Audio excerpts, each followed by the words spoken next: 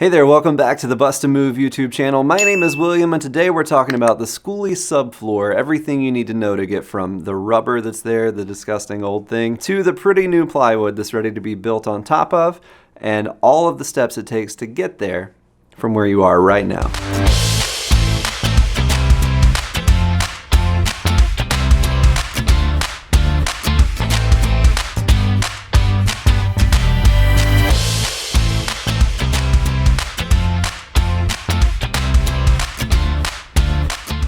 Before we get into it, so many people ask all the time, how do I start my Skoolie adventure and how do I fund it? How do I fund the habit of my Skoolie? How do I get out on the road and continue to make a living?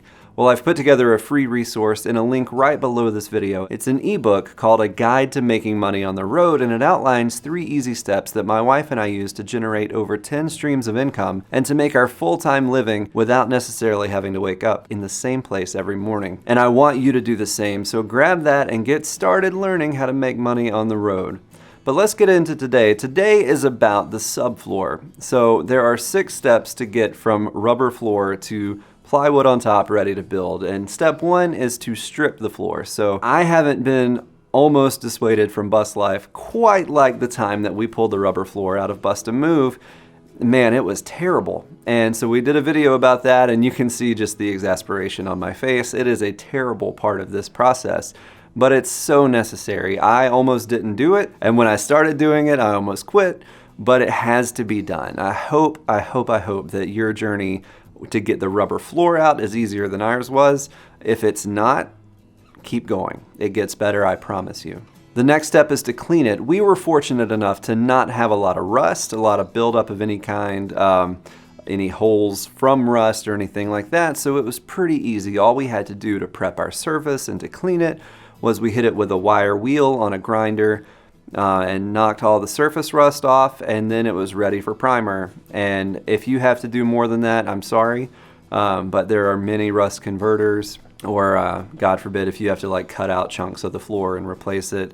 All of that is worthwhile. Just fight through it and get the floor clean and get it ready for primer. And once we got all of our wire wheeling done and got our metal clean and pretty, it was time to cover the holes. And you hear a lot of back and forth on that with people not wanting you to put pennies on the floor.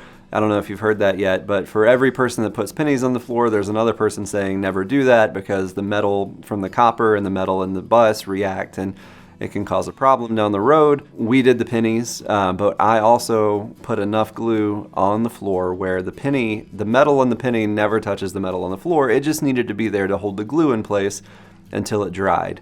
And I should give a shout out to my mom because she's actually the one that did it while my dad and I were working on something else. So thanks, Mom, for crawling around on your knees in the bus and hurting yourself to cover the holes in there. I really appreciate it. Another way to patch the holes, a lot of people weld them. They choose to weld them. It is metal, so you can just zip across there with a welder and close the hole right up. We opted not to do that because we have a very thick rubber undercoating under our bus, and I'm sure I don't have to tell you, rubber is extremely flammable, especially when it comes to thousands of degrees on the end of a welder, and so we didn't want sparks shooting through those holes and then starting a massive fire in the bus, so we opted out of that and we just went with the pennies and the glue and it was fine.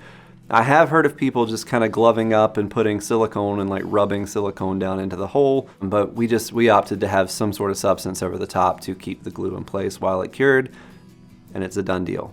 So then it's time to paint. A lot of people go with Rust-Oleum. They just go with the straight to metal primer from Rust-Oleum, but people don't know this about our bus, but we're trying to build it as eco-friendly and as green and as healthy as possible with no VOCs or harsh off-gassing or anything like that. So we got our straight to metal primer from a company called SafeCoat, and that's at greenbuildingsupply.com. So we'll put a link to that in the description below this video in case that's something you're interested in. But once we got our primer, we had to have a top coat, so we also used SafeCoat for that, and just any old gloss top coat would do, so we took that opportunity to kind of put some good energy into the bus. And SafeCoat has a lot of interesting names for their paint colors, and one of those was Clean Air. So just to kind of pay tribute to what we're trying to do in the bus, we chose the Clean Air, which it happens to be this like gross mint green color, but it didn't matter because nobody's ever going to see it. And it's just what it is. So then it comes to the step that actually probably made you watch this video, which is the creation of the floor joist, and what insulation do we use, and what actual subfloor material do we use.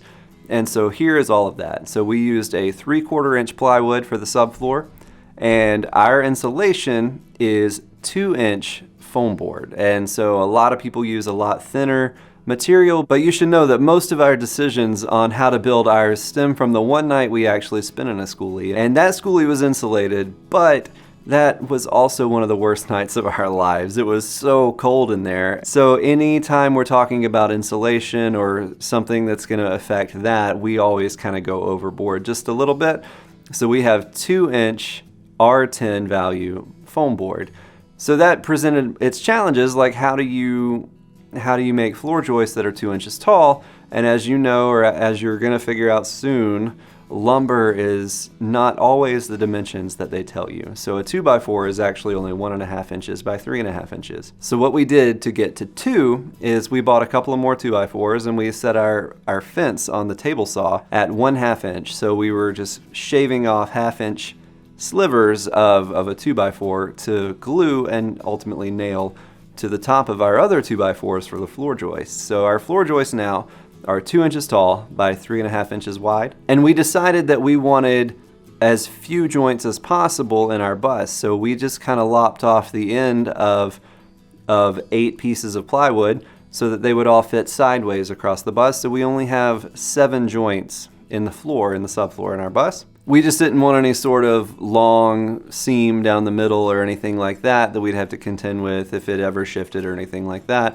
So we went with as large of pieces as we could, and the only way that we could do that was to turn it sideways and to run them down the bus. So we have minimal floor joists in the bus as well, which should cut down on thermal bridging and things like that. So our bus is as insulated as it could possibly be in the floor. The only place we went a little bit more with a little bit more wood support is in the high traffic areas, like right at the front of the bus near the stair box, and then also right at the foot of our bed. Now we're not expecting the 2-inch foam board to compress over time or anything like that, but just in case, right at the top of the stairs, right at the little square above the fuel tank where the fuel sending unit and that kind of stuff is, and right at the foot of our bed, we have extra reinforcement. So then there's the cutting of the plywood and of the insulation. And I mean, it seems pretty straightforward. It's a big blocks, big chunks, but there is some detail work in there that you can't leave out. So what we found several times over on this project is how to make a template. And that template is, we'll take the shape that we know that we need. We'll draw it out on a piece of wood or on a scrap piece of cardboard or paper or something like that. We'll draw the shape that we need. So like around the wheel wells, we'll draw around the wheel wells. So then we'll go in like almost like Mad Lib style. And so like every angle, every leg of that shape, we'll go in and measure exactly what that's supposed to be, fill in the gaps on the paper, and then we'll take that paper out to the actual piece, whether it's plywood or insulation, and draw it out on there. And then when you cut it out, you have the full size piece and you have your template, and hopefully they look exactly the same. And if you did everything just right, then it'll fit perfectly. And so we've had that happen at a 100% success rate. So that's something you can take with you on your journey for cutting all your intricate shapes and things like that. Just use our trick. So we had everything cut. It was time then to use our construction adhesive, which is a product called M1. It's from Kimlink. We also get that from Green Building Supply. We used 29 tubes of that to put our floor in. So we just put a pretty good liberal pattern on the insulation, glued it down to the metal, and then another good liberal pattern of the glue on top of the styrofoam, and put our wood down. And then it was time to screw it down. Everything fit properly. It was all perfect and it was all good. And we're so excited. It turned out so great. We couldn't have asked for anything better. But that's just how we did it. If you did something else and feel like sharing, definitely use the comments. Tell us what you did. Tell others what you did. We all get better when we talk about this stuff, so don't hold back. If you're here because you were looking for answers and you found them, definitely also use the comments and tell us that too. We love being a part of this community. We love it when people join in on our journey, and we love using these type of things to be a part of other people's journey too. So thank you for being here. Like always, if you've gotten anything out of this, I would love to invite you to like the video and to share it with whoever you can. While you're at it, subscribe to the channel so that you'll never miss another moment like this and so that we won't miss a chance to possibly connect with you in the future. Thank you so much, and we'll see you next time. Bus love.